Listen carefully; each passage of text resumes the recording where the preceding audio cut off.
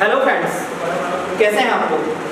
I hope अच्छे होंगे और अपने स्टडी को बेहतर करने की कोशिश कर रहे होंगे। मैं विजय सोनी सक्षम एकेडमी के प्लेटफॉर्म से आपको साइंस की क्लासेस दी जा रही हैं। मैं आपका साइंस का टीचर हूँ। यहाँ पे हम लोग साइंस को एक ऐसे तरीके से पढ़ेंगे, एक ऐसे रिदम में पढ़ेंगे ताकि आपके एग्जाम में जितने भी क्वेश्चंस आ रहे हैं वो बहुत ही अच्छे तरीके से सॉल्व हो जाए। ध्यान रखिएगा, यहाँ पे आपको जो वीडियोस हैं वो कंटिन्यू वे में दी जाएगी, लेशन टू लेशन। तो ध्यान रखिएगा, आपको हर एक लेशन एक कंटिन्यूअस वे में देखना है ताकि आपके एग्जाम में फ्रूटफुल रिजल्ट मिल सके। तो चलिए, सबसे पहले यहाँ पे हम लोग ये देखते हैं कि आखिर जो कॉम्पिटिटिव एग्जाम्स हैं, ठीक है, चाहे एसएससी हो, चाहे रेलवे हो, चाहे व्यापम हो, चाहे पीएससी प्री हो, कॉम्पिटिटिव एग्जाम्स में आपके जनरल साइंस का सिलेबस क्या होता है, पहले ये देख लेते हैं। तो ध्यान रखिएगा, आपकी जो जनरल साइंस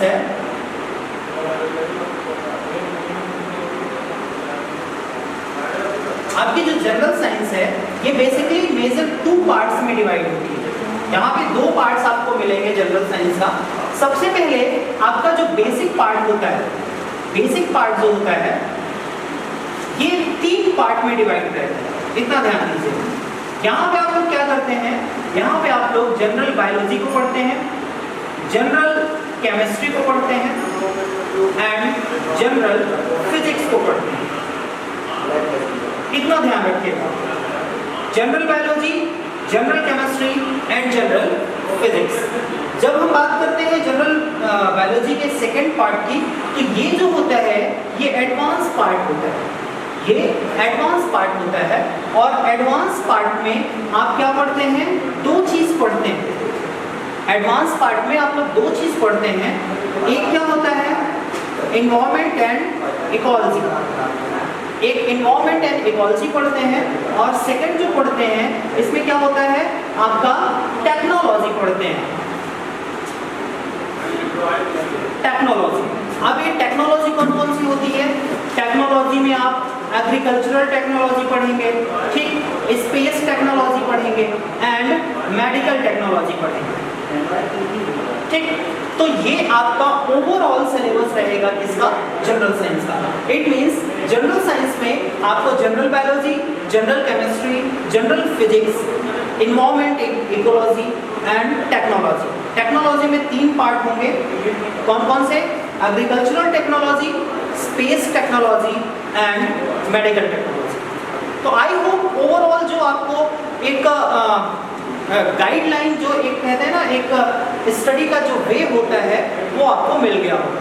तो चलिए, आज क्योंकि पहला वीडियो है तो पहले वीडियो में हम लोग कुछ टॉपिक उठाते हैं और टॉपिक उठा के हम लोग ये देखते हैं कि आखिर जनरल साइंस को पढ़ना कैसे है, ठीक। यहाँ पे आपको ये चीज़ समझ में आएगा कि जनरल साइंस बहुत ही आसान है। आप लोग डरते हैं बट यहाँ डरने की ज़रूरत नहीं है। जनरल साइंस बहुत ही आसान सब्जेक्ट है, बस आपको इंटरेस्ट बना के रखना है और 10th लेवल तक की सारी चीज़ें पढ़नी है। एडवांस में कुछ नहीं करना। एडवांस जो है आपका यहीं पे आएगा, थोड़ा सा एडवांस आएगा, हमें 10th से थोड़ा सा आगे बढ़ना पड़ेगा। तो चलिए स्टार्ट करते हैं कुछ टॉपिक और देखते हैं कि यहाँ पे कैसे क्या चीज़ें हम लोगों को करनी है। चलिए,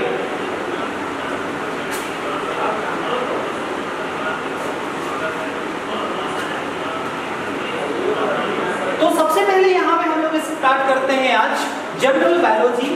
और जनरल बायोलॉजी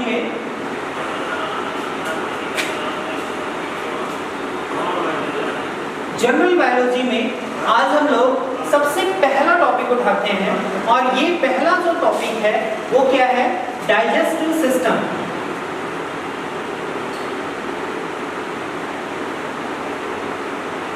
डाइजेस्टिव सिस्टम यानी पाचन तंत्र। ध्यान रखिएगा, ये इंट्रोडक्टरी टॉपिक है और इंट्रोडक्टरी टॉपिक हम स्टार्टिंग वीडियो में इसलिए ले रहे हैं ताकि आप थोड़ा सा समझ जाएं कि साइंस पढ़ने का तरीका क्या होता है और साइंस किस तरीके से पढ़ा जाता है, किस तरीके से साइंस को हम एक फ्रूटफुल वे में पढ़ सकते हैं ताकि एग्जाम में आपके जो क्वेश्चंस हों वो बहुत जल्दी सॉल्व हो जाए। तो यहाँ पे देखिए, डाइजेस्टिव सिस्टम, पाचन तंत्र, ठीक है। अब देखिए, ये जो पाचन तंत्र होता है, सबसे पहले तो हमें ये समझना पड़ेगा यहाँ पे कि पाचन क्या होता है, ठीक। जब हम पाचन समझेंगे, जब हम डाइजेशन समझेंगे, तब हम आगे समझेंगे कि इसको करने वाले जो होते हैं, इसको करने वाले जो अंग होंगे उनको हम क्या कहेंगे? पाचन तंत्र। तो ध्यान रखिएगा, अभी हम लोग पाचन तंत्र में नहीं चल रहे हैं, अभी हम लोग पाचन देख रहे हैं, ठीक है। यानी पाचन में हम लोग ये समझेंगे कि आखिर डाइजेशन होता क्या है ना। तो यहाँ पे आपको बहुत सिंपल सी चीज पढ़नी है, एक चीज ध्यान रखिएगा, मैं ऊपर का जनरल बायोलॉजी इरेज कर रहा हूँ, यहाँ पे बहुत ही सिंपल सी चीज आपको एक चीज देखनी है कि जब भी लार्जर मॉलिक्यूल, ठीक, ध्यान रखिएगा, जब भी लार्जर मॉलिक्यूल स्मॉलर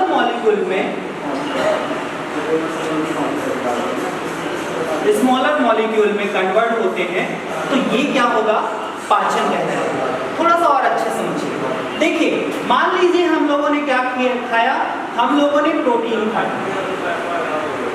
हम लोगों ने प्रोटीन खाया, और ये प्रोटीन क्या है? बड़ा मॉलिक्यूल है, बहुत बड़ा मॉलिक्यूल है। अब हमने क्या किया? प्रोटीन को एंजाइम के माध्यम से हम लोगों ने क्या किया? छोटे छोटे मॉलिक्यूल्स में तोड़ दिया, ये, ठीक। तो ये क्या हो गया? ये है अमीनो एसिड, ये है अमीनो एसिड, ठीक। तो आई होप आपको इतना समझ में आ गया होगा कि जो पाचन है,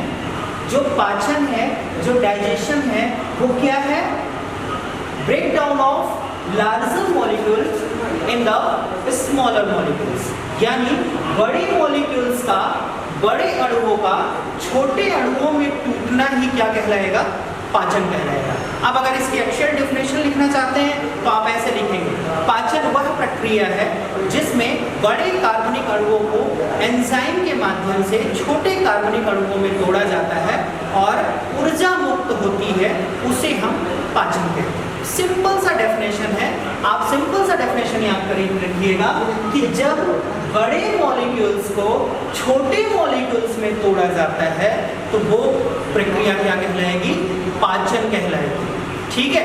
आप देखिए, पाचन में बहुत सारे अंग शामिल होते हैं, ठीक है। जैसे आपने मुंह से खाया, दांत से आपने चबाया, ठीक, फिर गले से आपने उसको अंदर किया, फिर वो छोटी आंत में गया, बड़ी आंत में गया, और ऐसे करके एनस के माध्यम से या रेक्टम के माध्यम में अपचित भोजन इकट्ठा हुआ, फिर एनस के माध्यम से बाहर निकला। अब यहाँ पे बहुत सारी ग्लैंड्स हैं, ठीक, जैसे स्टमक में गया तो HCl उसमें मिल गया, ठीक है, ठीक, रेनिन है ना, पेप्सिन, ये सारी चीजें मिल गई। अब आपने देखा कि जब वो लीवर से, क्योंकि लीवर में भोजन तो जाएगा नहीं, लीवर से बहुत सारे एंजाइम आएंगे, ठीक, बाइल जूस, ठीक। अब आपने पेंक्रियाज में देखा, पेंक्रियाज से 3 एंजाइम निकलेंगे, है ना, 3 एंजाइम निकलेंगे। कौन कौन से? आपको क्लास में पता चल जाएगा। 3 एंजाइम आएंगे और वो फिर खाने में मिक्स हो जाएंगे। तो ऐसा करके ये जो पूरे ऑर्गन सिस्टम है, ये जो पूरे ऑर्गन्स हैं, ये ऑर्गन्स क्या करेंगे? पाचन में हेल्प करेंगे, और इन्हीं ऑर्गन का जो सिस्टम होगा, जो पूरा समूह होगा, वो क्या कहलाएगा? पाचन तंत्र, यानी डाइजेस्टिव सिस्टम, ठीक है। तो आई होप आपको इतनी बात समझ में आ गई होगी। बहुत ही प्रॉपर वे में समझिएगा, क्योंकि क्लासेस ऐसी हैं कि क्लासेस अगर आपने रिदम में नहीं देखा और इंटरेस्ट के साथ नहीं देखा तो ध्यान रखिएगा, आपका जो सिलेबस है ना वो कंप्लीट तो हो जाएगा, बट आप सिंसियर नहीं बन पाओगे। इसलिए प्लीज क्लासेस को एक कंटिन्यू वे में देखिए और क्लियर कट में देखिए, ठीक। अब यहाँ पे देखिए, यहाँ पे अभी तक में आपने क्या समझा? अभी तक में आपने 2 बात समझी। पहली बात आपने क्या समझा? पाचन समझ लिया, ठीक। पहली बात तो आपने पाचन समझ लिया कि पाचन क्या होता है, और दूसरी बात आपने पाचन तंत्र समझ लिया कि पाचन तंत्र क्या होता है, ठीक है। अब देखिए, इसके आगे बढ़ने से पहले ये सारी डेफिनेशन याद रखिएगा। अब इसके आगे बढ़ने से पहले मैं आपको एक लीविंग प्रोसेस के बारे में बताना चाहता हूँ, क्योंकि एसएससी में ये सवाल बन चुका है, इसीलिए यहाँ पे ये चीज आपको समझनी पड़ेगी। चलिए देखते हैं। तो चलिए अभी हम लोग स्टार्ट करते हैं क्या, लिविंग प्रोसेस। लिविंग प्रोसेस, ठीक, ध्यान रखिएगा, इसको हम लोग हिंदी में कहते हैं जैविक प्रक्रिया। ठीक, अब यहां पे आपको ये समझना है व्हाट इज लिविंग प्रोसेस, जैविक प्रक्रिया आखिर है क्या। ठीक है, तो ध्यान रखिएगा, जीवन को चलाने के लिए, ठीक, लाइफ को प्रोग्रेस करने के लिए या आगे बढ़ने के लिए हमें क्या करना पड़ता है, कुछ जैविक प्रक्रियाओं को करना पड़ता है, कुछ जैविक प्रक्रियाओं को करना पड़ता है। और इन जैविक प्रक्रियाओं को हम लोग 3 पार्ट्स में डिवाइड करते हैं। ठीक है, there are 3 types of living process. First one is, ध्यान रखिएगा, अगर हम इसको यहाँ से मिटा दें तो ध्यान रखिएगा, यहाँ पे जो आपकी पहली प्रक्रिया होगी इसको हम कहेंगे कैटाबोलिक। कैटाबोलिक, ठीक है, इसको हिंदी में कहेंगे क्या, अपचय। इसको हिंदी में अपचय कहेंगे। जो दूसरी प्रक्रिया होगी इसको कहेंगे एनाबोलिक। एनाबोलिक, और इसको हिंदी में कहेंगे उपचय। ठीक, और इन दोनों को मिलाने पे, इन दोनों के मिलाने पे जो एक और प्रक्रिया बनेगी इसको कहेंगे हम क्या, मेटाबॉलिक, यानी उपापचय। ठीक है, अब यहाँ पे आपको कुछ पॉइंट्स याद रखने हैं। कौन कौन से पॉइंट्स याद रखने हैं? लिविंग प्रोसेस 3 प्रकार की होती है, there are 3 types of living process. First one is catabolic, second one is anabolic and third one is metabolic. ठीक है, हिंदी में अगर हम बात करें, अपचय, उपचय एंड उपापचय। अभी मैं क्यों ऐसा बता रहा हूँ, क्यों मैं ये चीज आपको बता रहा हूँ, अभी क्लियर हो जाएगा। अब देखिए, यहाँ पे सिंपल सा इन तीनों की मीनिंग आपको समझ लीजिए। कैसे, देखिए, कैटाबॉलिक क्या करेगा, कैटाबॉलिक समझिए, यहाँ पे सिंपल सा, कोई बड़ा मॉलिक्यूल है, बड़े मॉलिक्यूल को ये छोटे छोटे मॉलिक्यूल में बदल देगा। ध्यान, बड़े मॉलिक्यूल से छोटे मॉलिक्यूल में बदलेगा कौन, कैटाबॉलिक। ठीक है, यानी कहीं भी अगर कैटाबॉलिक प्रोसेस हो रही है तो वहां पे क्या होगा, break down of larger molecules, बड़े अणुओं का छोटे में टूटना। ठीक, अब यहाँ पे समझिएगा, अगर एनाबॉलिक हो रहा है तो क्या होगा, अगर कहीं पे एनाबॉलिक हो रहा है तो ये जो छोटे छोटे मॉलिक्यूल्स हैं ये मिलके और एक बड़ा मॉलिक्यूल बना देंगे।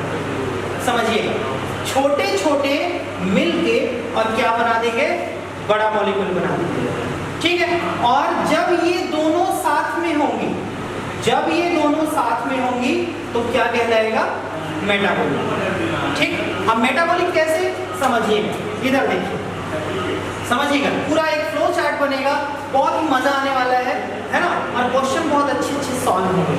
देखिए, अब यहाँ पे मेटाबॉलिक की बात करते हैं। मेटाबॉलिक में मान लीजिए आपने प्रोटीन खाया, ठीक, आपने प्रोटीन खाया, अब आपका शरीर प्रोटीन तो पचा ही नहीं की, प्रोटीन आपका शरीर एब्जॉर्ब नहीं कर पाएगी, अपने यूज में प्रोटीन नहीं ले पाएगी। ठीक, इसीलिए क्या होगा, प्रोटीन को पहले तोड़ेगी और क्या बन जाएगा, एमिनो एसिड। ठीक, तो यहाँ पे क्या हुआ, कैटाबॉलिक।